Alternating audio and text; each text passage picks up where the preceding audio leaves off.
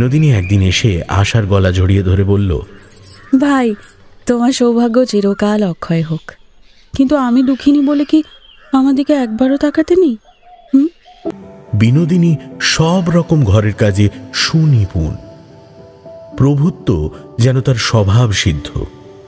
দাস দাসীদেরকে দিয়ে কাজ করাতে, ভর্ৎসনা করতে ও আদেশ করতে সে মোটেই কুণ্ঠিত নয়।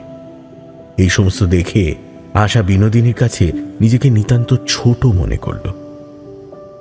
সেই সর্বগুণশালিনী বিনোদিনী যখন এগিয়ে এসে আশার প্রণয় প্রার্থনা করল, তখন সংকোচের বাধা সরে গিয়ে আশার আনন্দ আরো 4 গুণ হয়ে গেল। এসো ভাই, তোমার সঙ্গে একটা কিছু পাতাই। কি পাতাবে? গঙ্গা জল, বকুল ফুল। ওসব পুরনো হয়ে গেছে, আদরের নামের আর আদর নেই। তা তোমার কোনটা পছন্দ?